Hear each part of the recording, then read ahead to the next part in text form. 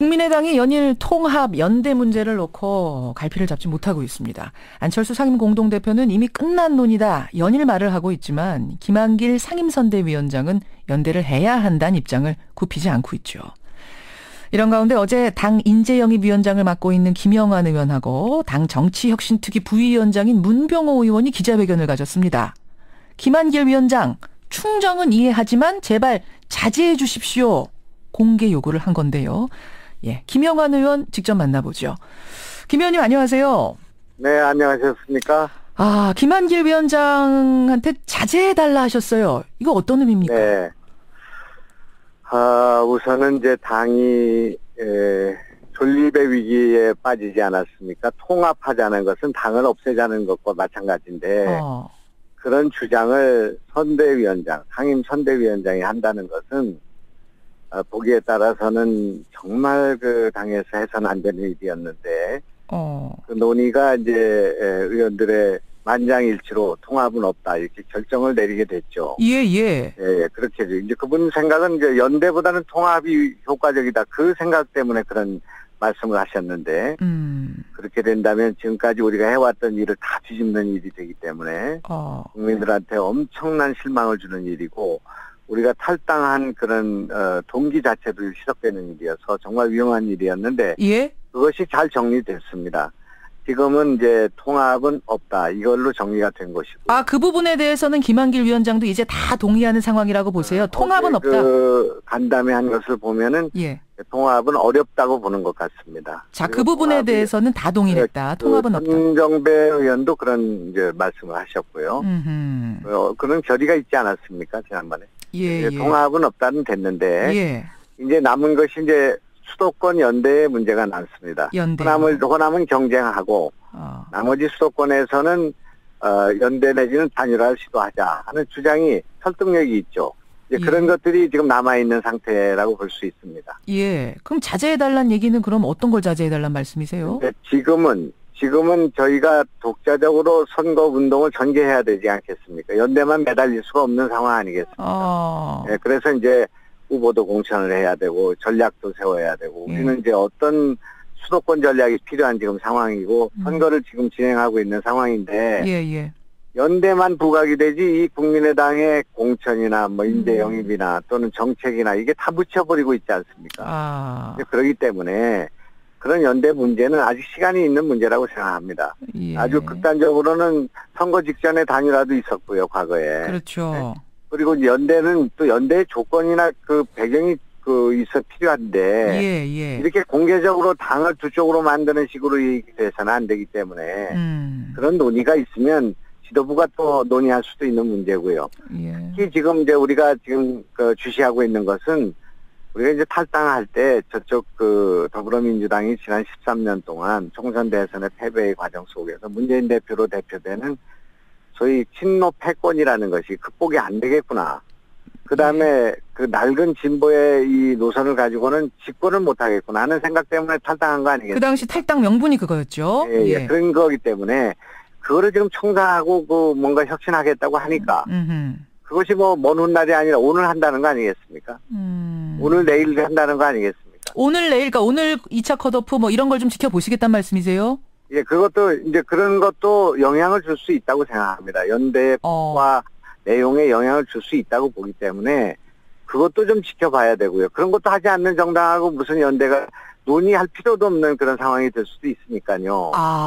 그러니까 지금 연대의 그런 그 조건이 지금 조금 지켜봐야 될 필요가 있는데 그냥 김칫국 마시듯이 당을 이렇게 거덜내는 이런 식의 논의를 당 수뇌부가 해서는 안 된다. 그러니까 우선 당은 우리가 해야 될 역할을 해가면서 또 저쪽의 변화를 지켜보면서 특히 이제 제가 지금 주장하고 있는 것은 만약에 연대를 원한다면 지금 우리가 탈당한 의원이 5명이 있는데 그 5명에 대해서 표적 공천을 지금 진행하고 있습니다. 자, 제가 그 부분 좀 질문을 드릴게요. 네네. 그러니까 지금 그리고 이제 그런 거와 또 우리도 이제 오늘부터 공천이 진행되는데요. 그렇죠. 근데 우리 후보가 당선될 가능성이 있는 2번, 3번 가운데 위에 있는 후보를 공천해야지. 우리가 될 가능성도 없는데 저쪽을 떨어뜨리기 위해서 하는 그 공천을 해서는 안 된다.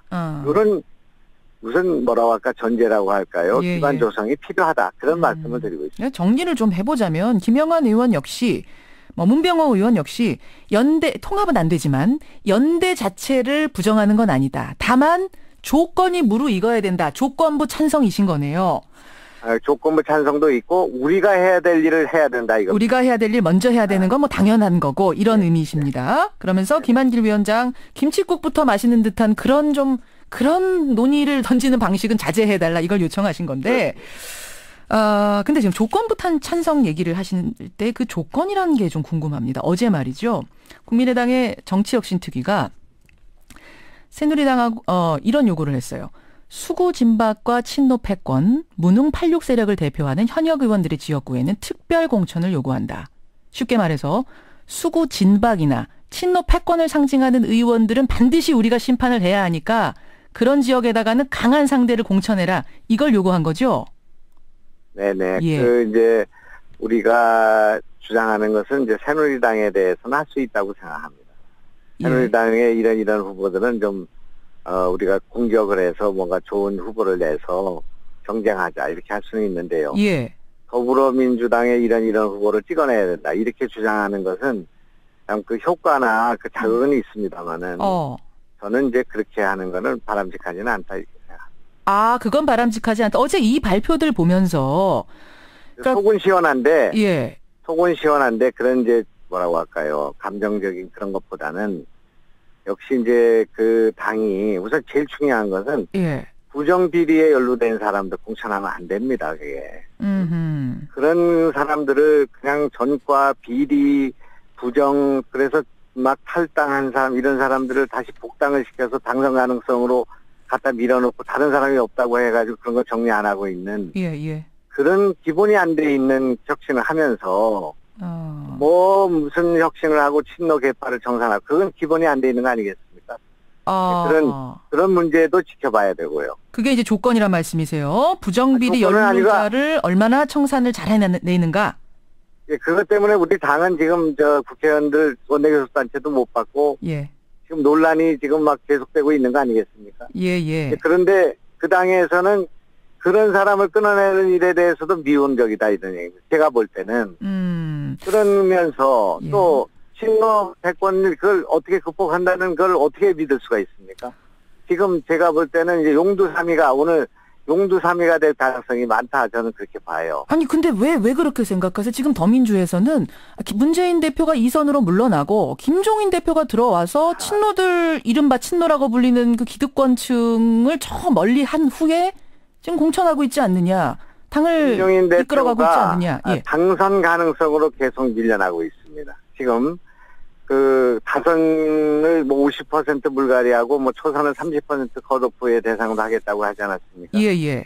그러고 나서 지금 한 10명쯤 할 거다 이렇게 줄어들더니 오늘은 지금 한 초대선만 한 5명 하겠다. 어제 하겠다는 걸 오늘로 미루고요. 예. 그리고 5명 하겠다고 하고 거기에 과연 우리 국민이 납득할 수 있겠나. 또 그 문재인 대표와 친노들이 저항이 내부적으로 있을 텐데. 예. 그거를 김종인 대표가 개인적으로 단기 필마를 그걸 제압할 수 있겠나. 저희가 오랜 기간 동안 친노와 그 낡은 진보 세력들과 싸워왔던 우리 경험으로 볼 때는. 예. 김종인 대표는 지금은 그 공천에 칼을 쥐고 그렇게 하고 싶은 의지도 있고 그런 노력을 한다고 봅니다만은. 예.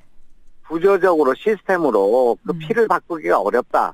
피를 바꾸기가 어렵다? 예, 근본적으로 체질을 바꿔야 되는 거 아니겠습니까? 체질을 바꾸기가 어렵다. 그것은 오랜 동안 13년 동안 쌓아온 적폐거든요. 예. 그걸 하루아침에 고름치듯이 이게 되게 어렵다고 저희는 보고 있습니다. 그러면요, 김영환 의원님. 네네. 지금 청취자 질문 김지성님 외에 여러분이 문자 주시는데 그럼 어떻게 해야 친노 패권주의가 청산됐다라고 인정할 수 있겠는가? 그 조건이란 건 뭔가? 네네. 이제 그건 이제 보면은 금방 알 수 있는 일인데요. 그러니까 오늘 좀 이게 지켜봐야 될 일이 있습니다. 그에 따라서 연대의 수위가 결정되면 되는 거라고 생각하죠. 오늘 누가 그러니까 떨어지는가 그걸 보시겠다는 말씀이세요? 예. 그거는 저희도 판단하겠지만 국민들도 다 판단할 수 있는 문제이기 때문에요. 그렇기 때문에 그게 어려운 문제가 아니라고 생각하고요. 오늘 누가 떨어져야 됩니까 그러면? 누가 컷오프 돼야지? 말씀드리기는 어렵고요. 그리고 국민들도 판단이 다 서 있는 문제라고 생각합니다. 이제 그런데 예. 만약에 더불어민주당이 뭐라고 할까 당선 가능성 또 뭐 이런 걸 고려해가지고 이렇게 한다면 그거는 뭐 개혁의 후퇴 내지는 뭐 포기 혁신의 포기라고 봐야 될 것 같고요. 알겠습니다. 네, 예, 오늘 컷오프를 보겠다는 말씀. 그런데요, 어제 그 야권연대 촉구하는 한상진 전 부총리하고 저희가 인터뷰를 했습니다. 시민사회 원로들이 모여서 지금 촉구하고 계시잖아요. 그분이 그러시더라고요. 야권이 분열한 채 선거 치르면 필패다. 개헌저지선도 무너질 수 있다. 민주주의 후퇴라는 역사적인 죄를 짓는 거다. 뭐라고 답하시겠습니까? 조건 걸지 말고 지금 하라는 거예요, 함께. 한 대표님의 충정은 다 이해를 하고요. 예.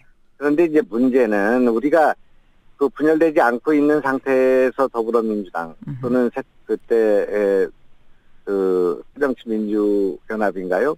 예예. 그것이 절대 승리할 수 없는 조건이 됐던 거 아니겠습니까? 통합만 하면 이길 수 있다면 그것보다 더 간편한 일이 어디 있겠습니까? 아하. 그리고 통합만이 중요한 것이 아니라 그렇게 통합했던 그 지난 13년 동안 왜 우리는 총선 대선에 졌습니까? 왜 졌는가?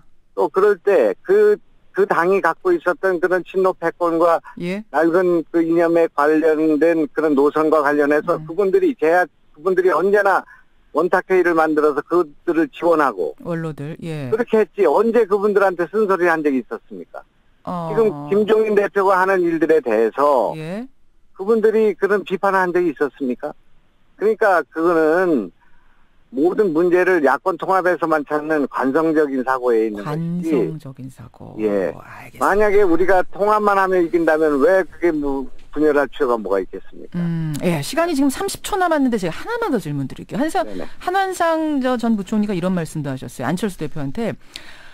안철수 대표가 광야에서 죽을 각오로 홀로 가겠다. 나 통합 안 한다. 이 말에 대해서 안철수 대표가 광야가 뭔지를 진짜 모르는 것 같다. 광야에 살지 않고 넉넉한 가정에 살아서 광야의 뜻을 모르는 것 같다. 이 말씀하셨거든요. 어떻게 생각하세요? 그거는 대표에 대한 폄하라고 생각하고요. 또 일정한 자기 생각들을 가지고 남의 생각을 그렇게 조롱해서는 안 된다고 생각합니다. 알겠습니다. 예, 오늘 여기까지 말씀 듣죠. 김영환 의원님 고맙습니다. 네네. 고맙습니다. 예, 국민의당 인재영입위원장이세요. 김영환 위원장 만났습니다.